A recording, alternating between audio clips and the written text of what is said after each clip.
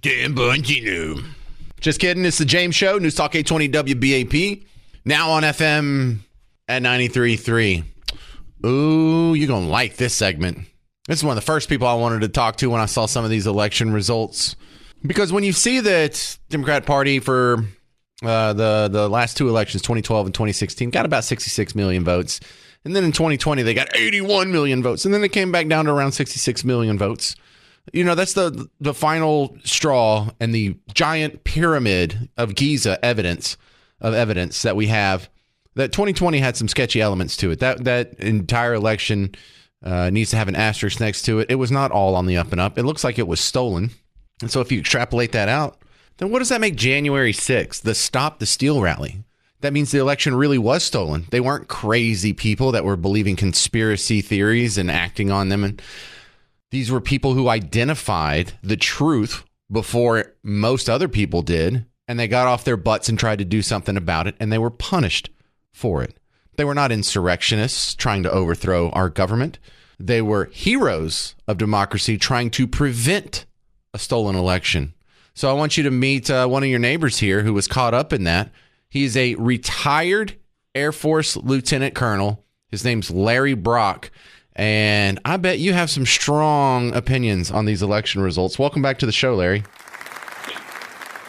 Thank you. I appreciate you having me back. You are absolutely right. I find it beyond galling, that there's 14 million votes right now. I think if you look at the vote totals, that they're actually shy. And then another piece of evidence, and I don't know if you mentioned this or not, but on CNN, they had them analyze the different counties throughout the country that had actually counted the votes. And out of 3,144, Kamala Harris had outperformed Joe Biden in absolutely zero of them. So what that tells me is we had a problem with pervasive systemic fraud across multiple counties. And I don't know how you do that without the voting machines being involved in some capacity. So, yeah, you're absolutely right. I'll be honest with you. As the results rolled in, of course, I was absolutely jubilant, that President Trump was going to be elected, both personally and for my fellow J6 political prisoners that will now be liberated from Biden's gulags. But more important to me is that the truth actually comes out finally. Again, a lot of people painted us as extremists. All right, I read the Texas case by Ken Paxton put forward to there. I looked at a lot of evidence and a lot of testimony, and I knew in 2020 there was absolutely no way that Joe Biden had won that election. So for President Trump to come out ahead the way he did just absolutely vindicates everything we were saying about that election. You're absolutely right there. So, again, of course we need to pardon the January 6ers, and I'm not talking just personally, although I do believe I deserve one as well because I was completely nonviolent. But we need to go in and actually find out who did this. We need to find out if there was collusion between the Department of Justice and the judges on the D.C. Circuit. I believe there was. We need to find out who organized and did January 6th. And I have put my name through channels forward to go and do that work for the American people. This, in my mind, is the biggest conspiracy theory since the one that might be surrounding JFK. Again, I used to be a conspiracy skeptic, I promise you. But right now, with everything that I'm seeing, I just don't accept anything the government says now at face value, sir. So I'm hoping to serve the American people again in a capacity inside the Trump administration to get to the truth. And so, yeah, I thank you for having me on. And you're absolutely right. It is completely galling to see that they actually faked an election. And look at the suffering that's occurred. The unemployment rate, the real inflation, the fuels, the border crisis, the war, the potential for World War III to actually happen. Well, my grocery bill's pretty awful, too. Yes, sir. I'll be honest with you. Well, when I got out, hang on. Let's reiterate because there's people who don't know your story in detail, and I just want to get this on the record for skeptical people. You didn't punch anybody. You committed no acts of violence or assault. You didn't break anything. You didn't set anything on fire. You didn't pick a lock. You didn't jaywalk. I mean, you didn't do anything illegal. What did they claim that you did that was so illegal? Just walking through the Capitol? Yes, sir. I got the obstruction felony, the one that the Supreme Court has overturned. Now, because I went on the Senate floor, and you can see all of this on video, I did go onto the Senate floor and tell a man to get out of Vice President Pence's chair. So I'm actually controlling the crowd, and you can see all of this on the video on my website, LarryBrockJr.com. But that's all I did. You're absolutely right. I crossed no police barriers. I went through no closed doors. The police never said a word to me. I did nothing. And then the hurricane came against me. All right, we're going to step aside for about 4 minutes. When we come back, you're going to find out the price that Larry Brock Jr. had to pay. A retired veteran walking through his own capital to try and stop an election that we now know was stolen. What did he give up for this? What was his cost to be a political prisoner? Find out how much time he did coming up on the James Show in about 5 minutes. I'm James Parker. It's News Talk 820 WBAP, now on FM at 93.3. Hey there, welcome back to the James Show. News Talk 820 WBAP, now on FM at 93.3. We continue with local January 6th political prisoner, retired Air Force Lieutenant Colonel Larry Brock Jr. Larry, so you didn't commit any violence, you didn't break anything, no property crimes, just simple functionary trespassing crimes. How much time did you spend in jail for this? Well, I was actually sentenced to 2 years, but I spent 372 days, and that's because with good conduct and what's called the First Act time, I was allowed out sooner. And then I spent a month in a halfway house and then another month under house arrest. So about 14 months of prison time in one capacity or another. Right now, I'm still on probation. Now, again, I'm waiting. The 1512 felony is gone, but the judge has not resentenced me. He chose just to let the clock run out so that he got his full 2-year sentence, even though with sentence reductions that I was entitled to, my guidelines would have been 0 to 6 months. So that's the price I paid in terms of personal liberty. Also, I will tell you, the hurricane of media negativity that came my way was just unbelievable. So to read the very worst things about you and all your friends and family, I haven't spoken with my daughter or my older son for years. The judge that's responsible for my custody with my younger son, she believed all the media lies, and so I have not been able to see him again. How old are your kids? Sir, my older two are 31 and 28, and then my youngest son is 10 years old now. He was 7 at the time of January 6th.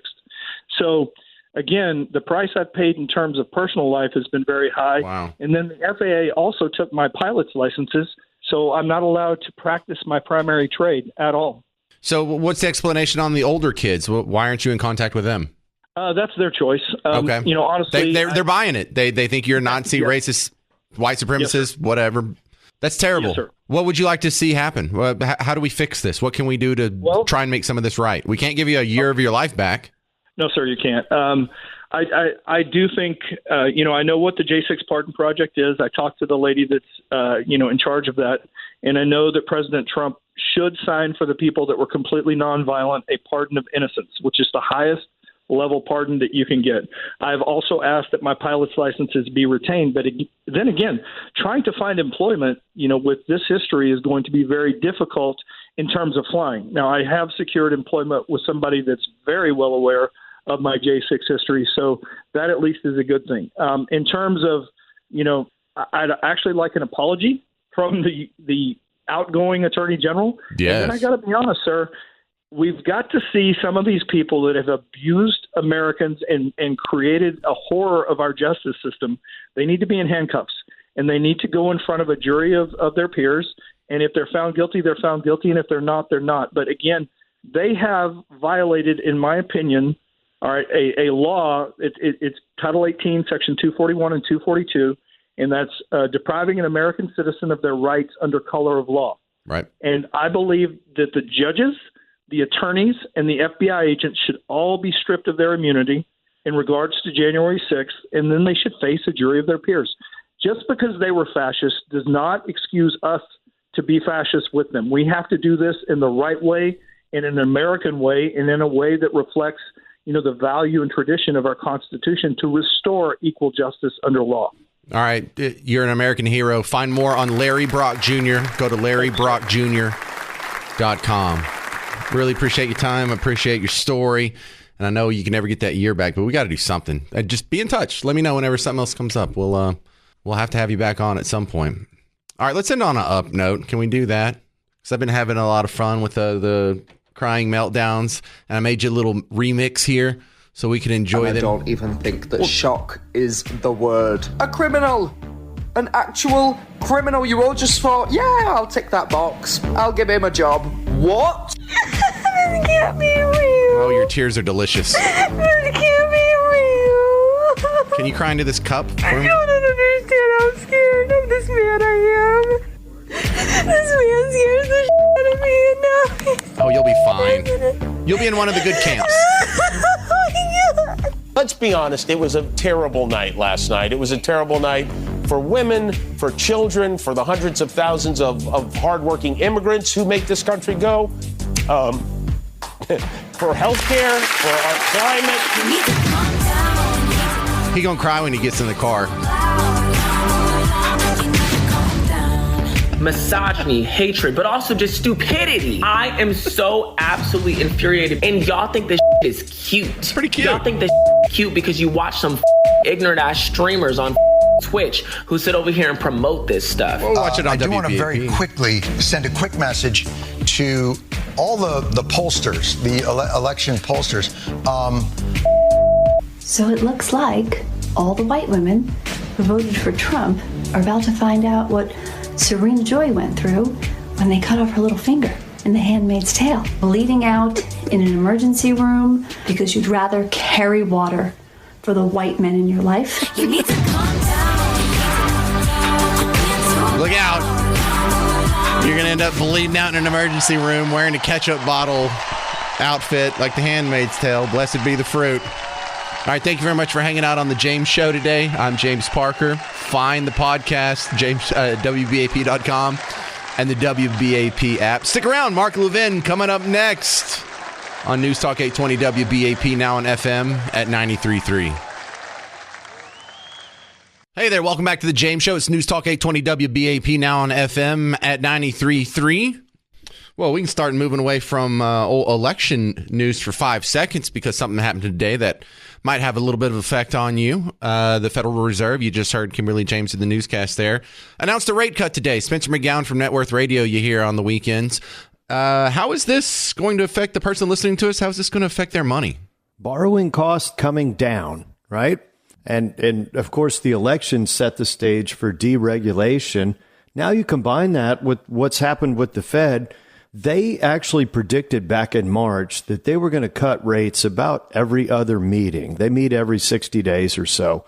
And they're just on that path because inflation's too. And, you know, they're way too high at the 4.5% level on their short rates. That's very restrictive. And they're going to take that pressure off. Well, the markets seem to like it, but I have a feeling this was probably built in a little bit. Well, some of the rally, yes, it is deregulation, change in policy, election, right? But it is also the fact that the Federal Reserve, they're way too high and restrictive on rates. They don't want to cause a recession. They're coming down. Well, what that does is it brings down the cost of capital. Like I called Frost Bank, right? And I got 2 lines of credit. My balances are zero. But I called them. I said, hey, if I wanted some money, how much would it be? This was last year. They said, 10%. So it'd be 10% interest, right? Okay. Yeah. Well, you know, that's pretty high. And credit cards, 25%, 30%. So, you know, that really holds back business owners that want to expand. Do you think they're going to keep cutting rates? I bet Donald Trump may be a fan of further rate cuts. James, they already told us they were going to do it at federalreserve.gov back in March. And we reported this. So, all these Fed meetings, they're all suits. They don't want to get fired, right? Right. So they all kind of meet and they get together. You know, you picture the room. Everybody's got their suits on. And guess who they played golf with over the weekend? The Fed, right? And the Fed told you back in March, they think inflation's going to get down to 2, which it pretty much did. And by 2027, they're going to be below 3% on the overnight bank lending rate, which is another cut like every other meeting. But the, CNBC and the financial media, we make a big deal of it. Like, oh, is the Fed going to cut rates? They need to cut rates. The debate, well, no, they already told you what they're going to do. Well, let's talk about when is this going to filter down into mortgage rates going back down to, I don't ever expect it to get down to like 3% again. But, it'd be nice to see them more in the 4s and 5s. Okay, I should explain this to you in a handstand, okay? Because things were inverted, right? The Fed had already telegraphed they're going to lower rates. Now, you had this inverted yield curve, meaning you could buy a 10-year treasury and get less interest. You'd get 4 instead of 5, okay? But wait, you're in that treasury for 10 years. And if the rates go up, then you can't sell it for what you paid for it. Okay, that says you should get inflation so your money doesn't shrink. That's the Fed funds rate usually. And then you should get a premium if you commit for 10 years, right? And take the duration risk. Well, the yield curve was upside down. Now it's just going back to normal. The mortgage rates went back over 7 because the 10-year treasury's headed up while the short rates are going down. That's normalizing the yield curve. And of course, that puzzles a lot of investors. That's why we need to do a handstand to understand it. Spencer McGowan, should they have done a half point again? Well, I believe so. I believe they should have already headed that way because 12,000 net new jobs, as you reported, James, last month, that's, they were creating 250,000 net new jobs. That stall tells them you better get busy on this and go back to a more normal, inflation equals the overnight bank lending rate equals T-bills and borrowing costs come down. All right, Spencer McGowan, you can hear him at 4 p.m. on Saturdays here on WBAP. Where do they find you online? Oh, just networthradio.com. And James, thanks for having me on. What an exciting week. 1,500 Dow points in a day. Apparently, investors actually like Trump. Yeah, I think my IRA likes that too. All right. Thank you, Spencer. Coming up next, I was asking you the question. I'm going to answer it, but I'll also like to hear from some callers. Why did the Democrats lose? And what can they do to win some of those voters back? I'd like to hear from you. 800-288-9227. 800-288-9227. I'll give you my best prediction coming up next on The James Show.